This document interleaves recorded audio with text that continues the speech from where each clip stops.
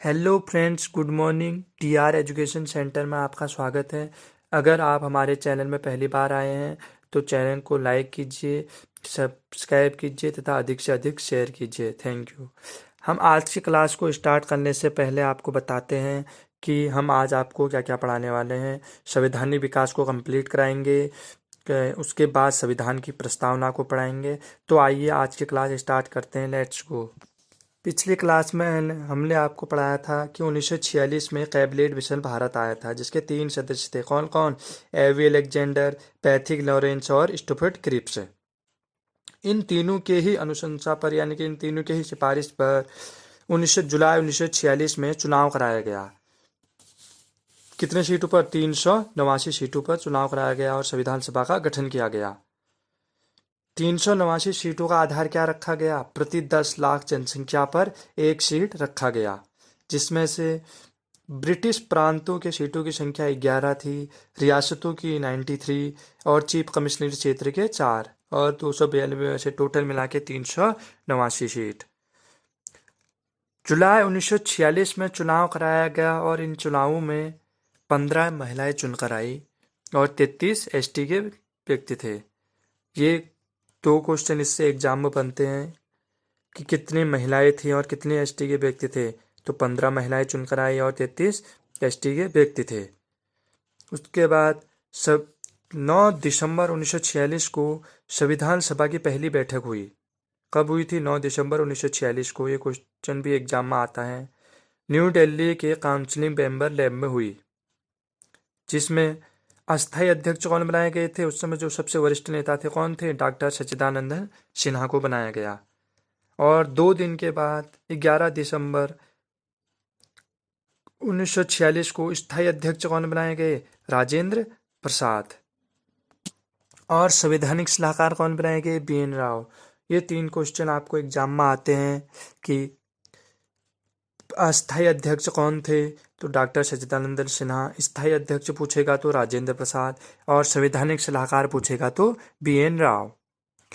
उसके बाद कई समितियां बनी। प्रारूप समिति बनी थी, जिसमें कितने सदस्य थे? 7 सदस्य। अध्यक्ष कौन थे? भीमराव अंबेडकर। ये क्वेश्चन भी आपको एग्जाम में आता है, कितने सदस्य थे, अध्यक्ष कौन था? भीमराव अंबेडकर को ही संविधान का जनक कहा जाता है। संघ समिति के अध्यक्ष कौन थे? पंडित जवाहरलाल नेहरू। और मौलिक अधिकार एवं अल्पसंख्यक परामर्श समिति के अध्यक्ष कौन थे? सरदार वल्लभ भाई पटेल। ये दोनों क्वेश्चन भी एग्जाम में आते हैं।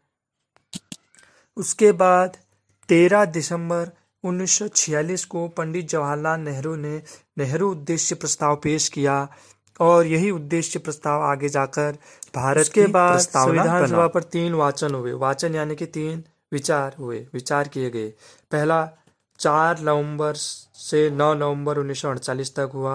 दूसरा वाचन 15 नवंबर 1948 से 17 अक्टूबर 1949 तक हुआ। और तीसरा वाचन 14 नवंबर 1949 से 26 नवंबर 1949 तक हुआ। और 26 नवंबर 1949 को संविधान सभा के 286 सदस्यों ने संविधान सभा पर हस्ताक्षर कर लिए और 26 नवंबर 1949 को ही संविधान को अंगीकार कर लिया गया। लेकिन संविधान पूर्णतः लागू 26 नवंबर 1949 को नहीं हुआ। उसके बाद संविधान सभा की अंतिम बैठक कब हुई? 24 जनवरी 1950 को हुई। और 24 जनवरी 1950 को ही राष्ट्रपति, राष्ट्रगान और राष्ट्रगीत तीनों को ही अपना दिया गया। और भारत के पहले राष्ट्रपति कौन बने? राजेंद्र प्रसाद बने। और उसके बाद ये क्वेश्चन आपका एग्जाम में भी आता है कि संविधान सभा की अंतिम बैठक कब हुई, या फिर संविधान सभा की पहली बैठक कब हुई, या पहले राष्ट्रपति कौन थे, ये सब। और संविधान को अंगीकार कब कर लिया गया था, ये क्वेश्चन एग्जाम में आते हैं। उसके बाद 22 जुलाई 1947 को भारतीय ध्वज को चुन लिया गया। कब चुना गया? 22 जुलाई 1947 को। उसके बाद 26 नवंबर 1949 को संविधान को अंगीकार तो कर लिया गया था, लेकिन लागू नहीं हुआ था। संविधान पूर्णतः लागू कब हुआ? 26 जनवरी 1950 को। और मूल संविधान में कितने भाग थे? 22 भाग थे, 8 अनुसूचियां थी और 395 अनुच्छेद थे। ये भी एग्जाम में क्वेश्चन बनता है। और 26 जनवरी 1950 को भारत पूर्णतः गणतंत्र देश बन गया। तो हमने संवैधानिक विकास पूरी तरह पढ़ लिया है। इसमें कौन कौन से एक्ट पढ़े हमने? 1773 का रेगनेटिव एक्ट पढ़ा, फिर से इंडियन एक्ट पढ़ा 1778 का, चार्टर एक्ट पढ़ा 1793 का, 1813 का, 1833 का चार्टर एक्ट, 1853 का चार्टर एक्ट, 1858 का भारत शासन अधिनियम पढ़ा, और भारत परिषद अधिनियम 1861 पढ़ा, और भारत परिषद अधिनियम 1892 पढ़ा, मानलो मिंटो सुधार 1909 पढ़ा, माउंटेन्यू चेम्सफोर्ड सुधार पढ़ा 1919 का, संविधान सभा का गठन किया गया था 1928 में वो पढ़ा, गवर्नमेंट ऑफ इंडियन एक्ट 1935 पढ़ा। उसके बाद क्या पढ़ा हमने? 1942 में क्रिप्स मिशन आया था वो पढ़ा, और 1946 में जो कैबिनेट मिशन भारत आया था वो पढ़े। उसके बाद 1946 में चुनाव कराया गया वो पढ़ा हमने, और कैसे संविधान सभा का गठन किया गया वो हमने पूरी तरह कंप्लीट कर लिया है। उसके बाद अब आगे पढ़ते हैं हम संविधान की प्रस्तावना। 13 दिसंबर 1946 को पंडित जवाहरलाल नेहरू ने उद्देश्य प्रस्ताव पेश किया, और 22 जनवरी 1947 को इस प्रस्तावना को, जो उन्होंने उद्देश्य प्रस्ताव पेश किया था, इसको क्या मिल गई? स्वीकृति मिल गई, दे दी गई, और यह भारत की प्रस्तावना बना। 1973 में केशवानंद भारती वर्सेस केरल राज्य के मामले में सुप्रीम कोर्ट ने कहा कि प्रस्तावना में संशोधन किया जा सकता है, परंतु वह संशोधन पॉजिटिव होना चाहिए। नेगेटिव संशोधन चेंज नहीं किया जाएगा प्रस्तावना में।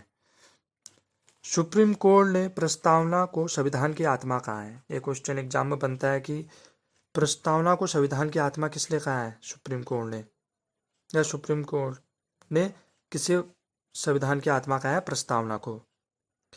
26 नवंबर 1949 को आपको बताया था ऊपर मैंने कि संविधान को अंगीकार कर लिया गया था, और उसी दिन 286 सदस्यों ने हस्ताक्षर किए थे करके।